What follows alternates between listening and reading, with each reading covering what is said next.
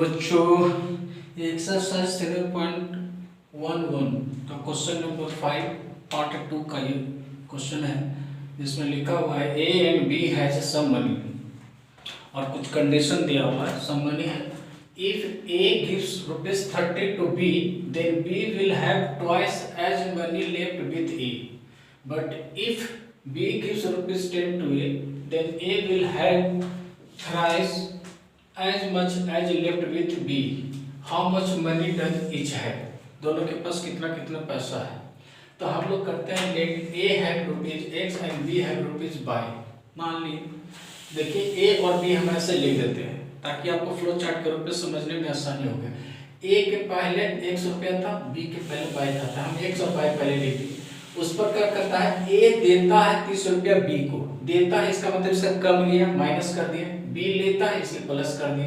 तो कहता है देखिए क्या कहता है A gives to B then B will have twice as much as left with A, यानी ए के पास जितना बचता है उसका 2 गुना कर देते हैं तो बी का हो जाता है। तो इसका बचा हुआ पैसा ये था, इसको 2 से गुना कर दिए तो ये पूरा का पूरा पैसा किसका हो गया बी के बराबर हो गया। ये दोनों बराबर हो गए, बीच में बराबर का साइन दे दिए। अब इसको सॉल्व करके निकालें तो x - 2y बराबर 90 हमारा एक इक्वेशन 1 हुआ। दूसरा कंडीशन है ए और बी हम वैसे ही लिख देते हैं, पहले x लिख दीजिएगा फिर y लिख दीजिएगा। अब देखिए क्या करता है if b gives ₹10 to A, B है जो देता है ₹10 यानी इसका कम गया और ये देता है इसमें यानी इसका प्लस हो गया।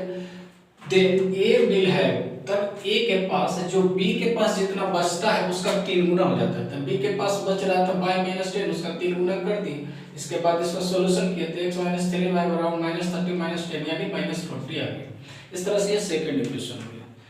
सेकंड वाले में हम 2 से मल्टीप्लाई कर देते थे, x और x दोनों बराबर हो जाता है। इसको मल्टीप्लाई करके इक्वेशन के साइन चेंज कर दिए तो हमारा यहाँ बच गया 5y और यहाँ 170 यानी y का वैल्यू 34। y के पास ₹34 यानी y किसका था b वाला था, तो b के पास हमारे पास ₹34 हो गया। इसका वैल्यू इक्वेशन 1 में अगर हम डालते हैं तो 2x - 34 बराबर 90, 2x बराबर 90 + 34 134 यानी x का वैल्यू 62 यानी a के पास हमारे पास ₹62 हो गया। इस तरह से दोनों कंडीशन से। क्वेश्चन नंबर 6 है there are 2 examination room A and B.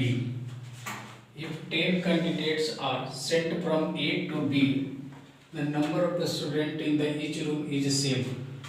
If 20 candidates are sent from B to A, the number of the student A is double the number of the student in B. Find the number of the student in each room. दोनों room में कितना कितना बच्चा है। मान लिया जाए कि रूम ए में है x बच्चा है और रूम बी में जो है वो y स्टूडेंट्स है। ए रूम बी रूम। अब जरा से देखिए कुछ एक रूम में से निकल के बच्चा दूसरे रूम में जा रहा है, तो जिससे निकल रहा है वहाँ घट रहा है और जिसमें जा रहा है उसमें बढ़ रहा है। तो यही बात है कि ए से निकला है तो 10 को कम कर दिए और बी में जाके बढ़ रहा है इसलिए प्लस कर दिए। ठीक है, एक से निकल रहा है दूसरे में बढ़ा तो प्लस कर दिए। उसके बाद कहते हैं कि ऐसा कर देने से पहला केस में दोनों का नंबर बराबर हो जाता है, तो हम सीधे इसको बराबर कर दिए। x - 10 बराबर y + 10 इधर जाएगा तो x - y या 10 इधर जाएगा तो 10 यानी x - y बराबर 20 ये फर्स्ट इक्वेशन हो गया मेरा। फिर दूसरा कंडीशन कहता है रूम ए और रूम बी में। फिर कहता है कि अगर बी से 20 स्टूडेंट निकल के ए में जाए यानी बी से निकल रहा है यानी माइनस, इसमें जा रहा है यानी प्लस, तो बी में जितना स्टूडेंट बचता है उसका 2 गुना ए में हो जाता है यानी इसका 2 से गुना कर देते हैं, इसके बराबर हो गया। अब इन दोनों को सॉल्व कर देते हैं तो x - 2y बराबर -60 ये दूसरा इक्वेशन हो गया। इस तरह से फर्स्ट और सेकंड इक्वेशन को जब सॉल्व करते हैं साइन चेंज करके तो y का वैल्यू 8, y मतलब बी रूम यानी रूम बी में स्टूडेंट की संख्या जो होगा वो 80 होगा। दूसरा जो है पुट करेंगे इसका वैल्यू अगर y के इक्वेशन 1 में तो x का वैल्यू निकल के आता है 100। x का मतलब रूम ए यानी रूम ए में जो स्टूडेंट की संख्या होगा वो 100 होगा। इस तरह से कंडीशन के हिसाब से रूम ए और बी में स्टूडेंट की संख्या निकल गया। क्वेश्चन नंबर 7 है, देख लीजिए। बोल रहा है 2 men and 7 boys can do a piece of work in 4 days and the same work is done by 3 days by 4 men and 4 boys. How long would it takes 1 man and 1 boy? Condition दिया है उसमें निकाला कि एक आदमी और एक लड़का मिलकर उस काम को कितना दिन में करेगा। तो हम मान लेते हैं कि एक आदमी जो है उसको काम को करने में x दिन लगाता है और एक लड़का को काम करने में 22 दिन लगता है। ध्यान दीजिए, वर्क डेज का जो काम होता है इस थोड़ा सा रिवर्स करता है, मतलब उल्टा टाइप का होता है। जरा सा इसको फीलिंग को समझ लीजिए। जैसे मान लीजिए कि एक उदाहरण के द्वारा समझाते हैं, एक बढ़ता है तो दूसरा घटता है, रेसिप्रोकल का संबंध होता है। मान लीजिए कि कहीं पर 100 का ईंटा रखा हुआ है और उसको कोई आदमी है जो 1 घंटा में धो देता है। 100 ईंटा को एक आदमी धो देता है 1 घंटा में। लेकिन अगर वही 100 आदमी को 2 आदमी 100 ईंटा को और 2 आदमी लगा देंगे तो उसको क्या 2 घंटा लगेगा, क्या आधा घंटा लगेगा? नेचुरली 1 घंटा से कम लगेगा। यानी हम पहले 100 को ईंटा को एक आदमी 1 घंटा में धो रहा था, आदमी को बढ़ा दिए तो कम टाइम में बन गया। तो उल्टा हुआ ना, आधा घंटा हो गया। तो उल्टा ही चलता है, इसलिए बटा करेंगे तो उल्टा के रूप में आएगा। तो हम यहाँ लिखे हैं कि अगर 2 आदमी को है 1 दिन काम करने 2/x वर्क लगेगा। देखिए एक 2 मैन है तो 2/x वर्क हो जाएगा, ये वर्क हो जाएगा। उसी तरह से 7 लड़का को काम करने में 7/y वर्क हो जाएगा। और यहाँ डेज दिया हुआ है तो ये डेज मतलब इसको वर्क में कन्वर्ट करेंगे तो देखिए डेज क्या होगा, सब नीचे आ रहा है, यानी ये भी 1/4 हो जाएगा। देख रहे हैं कि डेज x था, y था, डेज तो सब नीचे आ रहा था, इसका मतलब ये भी डेज है तो नीचे आ जाएगा, ये 1/a आ जाएगा। इन दोनों को मिला करके जो हमारा हो गया ये इक्वेशन तैयार हो गया फर्स्ट। जब एक इक्वेशन अगर तैयार हो गया तो दूसरा 4 आदमी के लिए 4/x और 4 बॉयज के लिए 4/y और वर्क था 3 दिन के लिए तो 1/3। इस तरह से क्या हमारा दूसरा इक्वेशन तैयार हो जाएगा वर्क का। अब इन दोनों में हम क्या करते हैं, फर्स्ट इक्वेशन में 2 से मल्टीप्लाई कर देते हैं तो यहाँ 4/x 14/y को 1/2, क्योंकि 4 से गुना करेंगे तो 2 से कट जाएगा तो 1/2 हो जाएगा। साइन चेंज करें तो कट गया। इस तरह से यह हो गया कितना 14 - 4 बाई एलसीएम होगा और इधर 1/2 - 1/3 यानी 1/6। इस तरह से बाई का वैल्यू को 60 आ गया। बाई क्या निकले थे, बाई का काम था, यानी हम लोग लड़का का काम था। तो लड़का है जो उस काम को 60 दिन में करेगा। इसका वैल्यू अगर हम इक्वेशन 1 में डालते हैं तो x का वैल्यू निकाल के 15 आता है। इसका मतलब है एक आदमी को काम वही काम को कंप्लीट करने में 15 दिन का वक्त लगेगा। तो वर्क का टाइम का जो होता है वो एक दूसरे के अपोजिट होता है। फीलिंग करके देखिएगा, कुछ एग्जांपल देकर के समझिएगा तो ज़्यादा बढ़िया रहेगा। क्वेश्चन नंबर 8 है, ये ज़्यादा हार्ड नहीं है, ये आसान टाइप का ही है लेकिन बनाना है। देखिए एक ट्रायंगल दिया हुआ है जैसे, जिसमें एंगल ए का वैल्यू x, b का वैल्यू 3x - 2 और c का वैल्यू y दिया हुआ। फिर एक कंडीशन दिया हुआ है angle c minus angle b का वैल्यू 9 दिया हुआ। तो find 3 angle of the triangle. हम जानते हैं कि ट्रायंगल में 3 एंगल होता है, उसका सम 180 डिग्री होता है। लिख दिए x की जगह पर ये, b की जगह पर ये और c की जगह पर ये 180 डिग्री।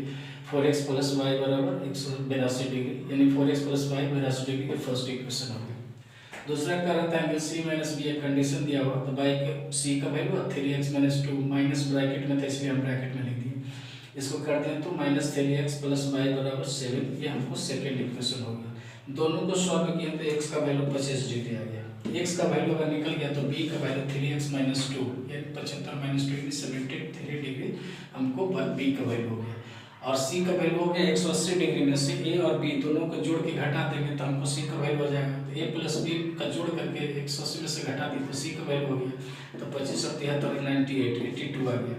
इस तरह से a का वैल्यू 25, b का वैल्यू 73 और c का वैल्यू 82 हो गया। देखिए तीनों के जोड़ेंगे तो 180 डिग्री आएगा। अगर आ गया तो सही है बना हुआ, अगर एक को डिग्री कम होगा तो समझ लीजिए गलती हो जाएगा।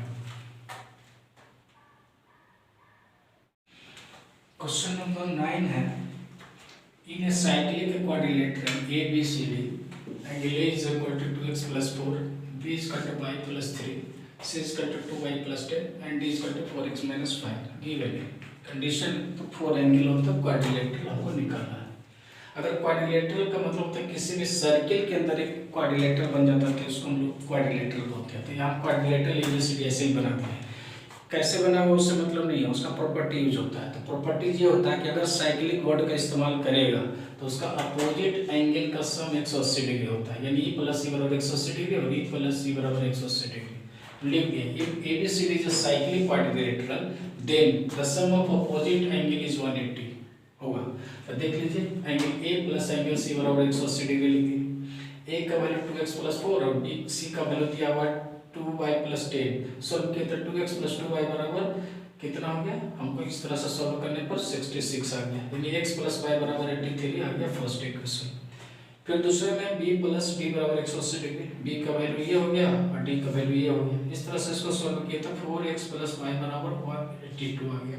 फर्स्ट एंड सेकंड से जब इसको सॉल्व किया साइन चेंज कर करके तो -3x बराबर 99 यानी x बराबर 33, यानी एक x का वैल्यू, x का वैल्यू अगर हम 1 में डाल देते हैं तो y का वैल्यू 50 आ गया। इस तरह से x और y वैल्यू निकल गया, तो अब यहाँ जो एंगल दिया हुआ है a b c d उसको डालिए।